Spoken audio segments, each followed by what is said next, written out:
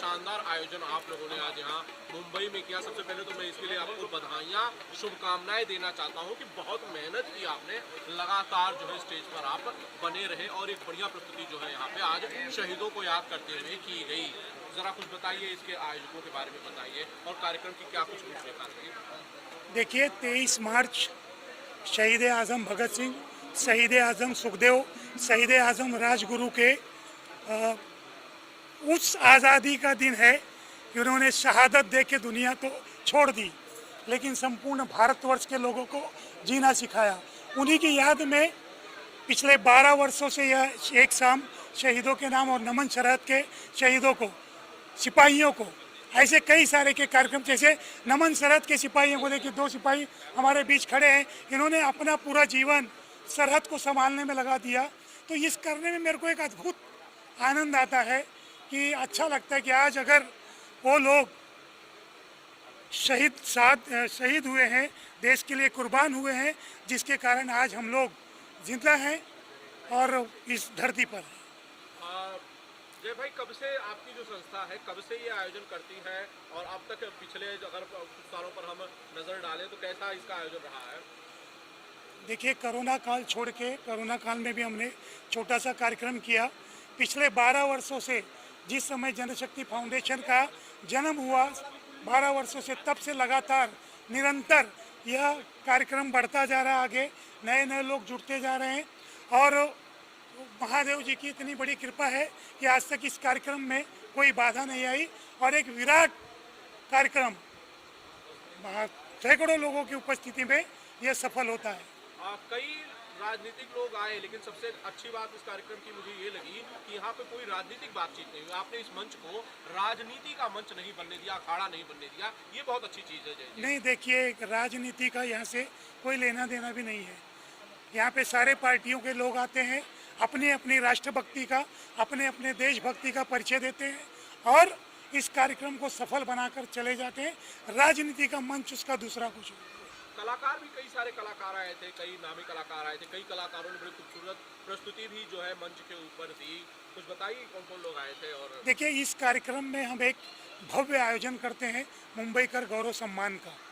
यह सम्मान हम उन बहादुर, उन ईमानदार लोगों को देते हैं जिसके देश के प्रति निष्ठा होती है।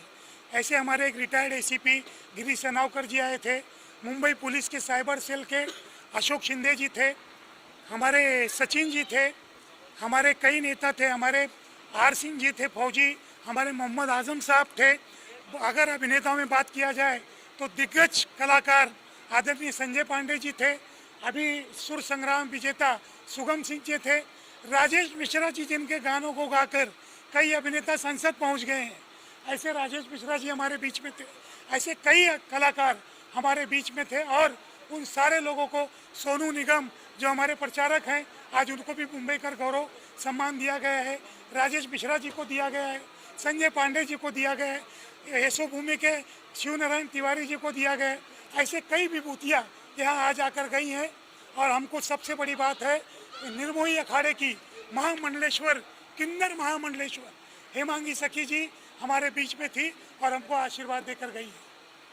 जय जी, आप कई सारी फिल्मों का हिस्सा रह चुके हैं, इन दिनों बहुत कम फिल्में कर रहे हैं, क्या कोई खास वजह? मैं शुरू से चूज ही रहा हूँ।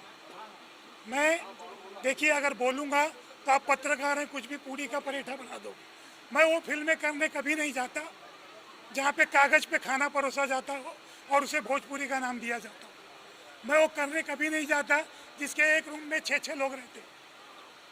मैं चूजी हूँ, साल में 2 ही करूँगा, लेकिन चूज़ करके फिल्म करूँगा, अच्छे प्रोड्यूसर की करूँगा।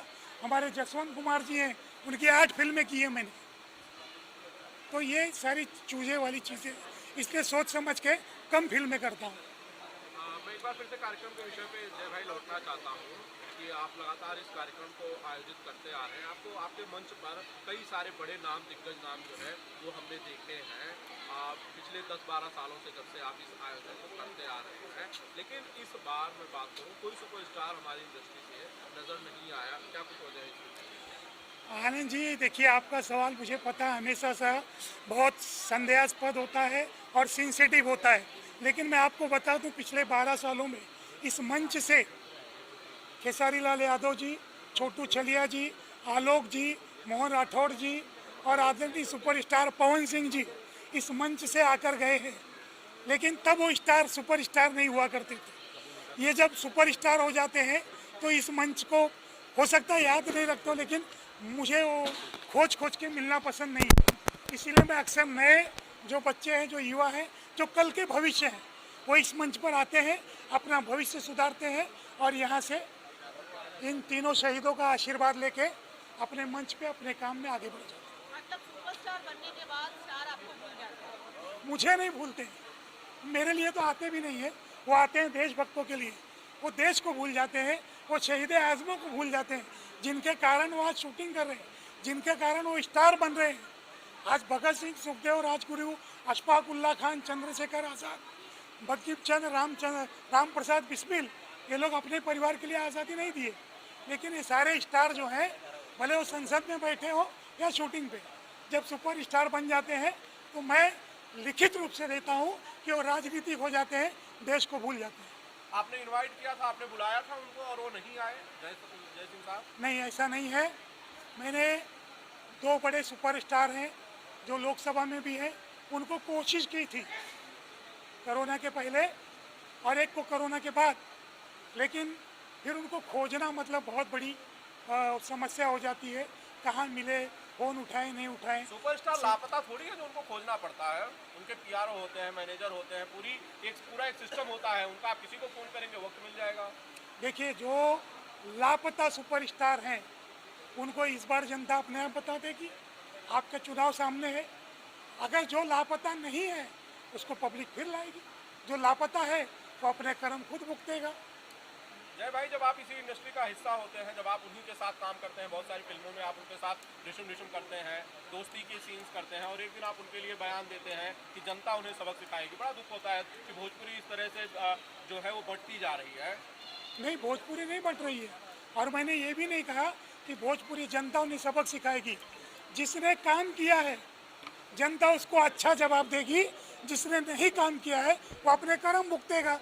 वो चाहे भोजपुरी का स्टार हो या खुद मोदी जी हो, खुद एकनाथ शिंदे जी हो, अगर काम नहीं करेंगे तो जनता उनको क्यों पूछेगी? किसने काम नहीं किया? कौन से स्टार ने काम नहीं किया है? 3 सांसद आते हैं, रवि जी आते हैं, रवि किशन, मनोज तिवारी आते हैं और हालिया दिनेश लाल यादव, निरहुआ आता है। आपको लगता है इनमें से किसी ने काम नहीं किया? 2 बार हुए हैं। निरहुआ जी 1 बार हार के बने हैं, 1 साल वो उपचुनाव था और रवि जी यहाँ जौनपुर से आने के बाद पहली बार बने थे, गोरखपुर से। मनोज जी दूसरी बार बने हैं पश्चिमी दिल्ली से। 1 बार वो योगी जी महाराज के सामने हार चुके हैं। इस बार किसका कर्म आप बताइए ना। मनोज जी को दिल्ली अध्यक्ष पद से क्यों हटाया गया? मुझे क्या पता, आप ही बता दीजिए। वही तो जनता बताएगी। वही तो मैं बोल रहा हूँ कि ये जो इलेक्शन होने वाला है उसमें सारे लोगों की राजनीति हो जाएगी। मुझे ये तो नहीं पता है, लेकिन मुझे इतना जरूर पता है, इतना जरूर मुझे महसूस हो रहा है कि जय सिंह के मन में कोई तो चीज है इन सुपरस्टार्स से जो उन्हें अलग कर रही है और उनके मन में इस तरह के भाव ला रही है। अरे वो मेरे अकेले के सुपरस्टार नहीं है, वो भोजपुरी के 85 लाख, कितने लाखों जो भोजपुरी हैं 55 देशों के, वो देखने वाले दर्शकों के सुपरस्टार है। तो जो मेरे मन में है वही उनके मन में है। पश्चिमी दिल्ली में सबसे ज़्यादा बिहार के लोग हैं। आप बताइए, पवन सिंह जी आसनसोल में लड़ रहे थे, आखिर क्या कारण हुआ? उन्होंने तो टिकट वापस कर दी ना। किसने टिकट वापस किया? सिन्हा के सामने उन्हें लड़ना चाहते थे। ऐसा किसने कहा आपको? आप जाके, आप लोग खोजी रिपोर्टर हैं, जाके देखिए आसनसोल में पवन सिंह लाखों वोट से जीत के आते, लेकिन ऊपर की राजनीति ने उनको लड़ने नहीं दिया। पवन सिंह ने खुद टिकट रिजेक्ट किया सर। देखिए, मैं चुनाव नहीं लड़ूंगा, बीजेपी तो उन्हें टिकट दे चुकी थी। बीजेपी ने टिकट दिया लेकिन बीजेपी ने ही वापस भी लिया है। सर पवन सिंह का जाना है सर, आप किधर का लड़ना चाहते हो? इस टाइप का इलेक्शन का माहौल कर, आप कहाँ से क्षेत्र से लड़ना चाहते हो? आप पूरा कर्मभूमि महाराष्ट्र है, अगर उत्तर प्रदेश से आपको अगर कोई पार्टी अगर टिकट देगी तो चुनाव लड़ेंगे? मैं महाराष्ट्र का सच्चा सेवक हूँ। महाराष्ट्र छोड़ के मैं किसी स्टेट में चुनाव तो क्या प्रधानी का चुनाव लड़ने नहीं जाऊँगा। मैं यहाँ पर गरीबों की, उत्तर प्रदेश, बिहार, उड़ीसा, दिल्ली, बंगाल के सारे लोग यहाँ पे मजदूर वर्ग के लोग हैं जिनका मैं संगठन चलाता हूँ, तो मुझे उनकी सेवा करने में आनंद आता है। मुझे चुनाव नहीं लड़ना। सारे सुपरस्टार्स मुंबई ही उनकी कर्मभूमि रही, सब लोग जो स्टार बने वो मुंबई ही आए, लेकिन चुनाव उन लोगों ने उत्तर प्रदेश से ही क्या किया। किया मुंबई के लिए उन्होंने?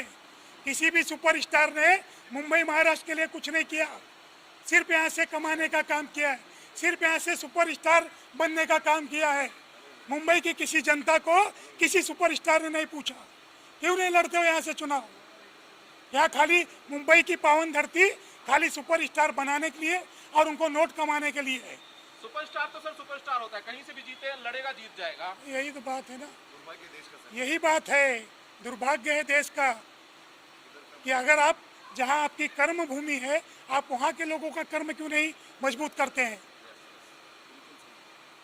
थोड़ी शिकायतें हैं जय भाई। एक बात है, एक सवाल मेरा है, पवन सिंह आपका सुपरस्टार है और पवन सिंह बहुत पावरफुल है बिहार के लिए, लेकिन हाल ही में पवन सिंह सब प्रोड्यूसर डायरेक्टर सबको धमकी देता है, उसके सामने कोई आवाज़ ही नहीं उठा पाता, लेकिन पवन सिंह को गोली मारने का धमकी दे पुलिस ने। आपको मैं आपको एक चीज़ बता रहा हूँ कि पवन सिंह एक इतना बड़ा पहाड़ है कि किसी प्रोड्यूसर की औकात नहीं है कि वो पवन सिंह को धमकी दे। और एक चीज़ मैं बिना पूछे आप लोगों को बताना चाह रहा हूँ, आज पवन सिंह और ज्योति सिंह का जो सुलहनामा हुआ है, मैंने ट्वीट किया है, वो देश के युवाओं के लिए आदर्श है पवन सिंह।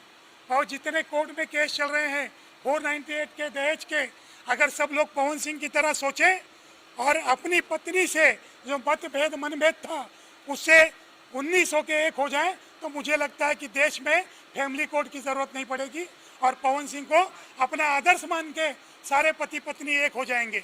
वो तो चुनाव के लिए एक कोई है ना। नहीं, भूल है आपकी, पवन सिंह जैसा राजा आदमी कोई है ही नहीं है। चलो बाय बाय बाय। आनंद है।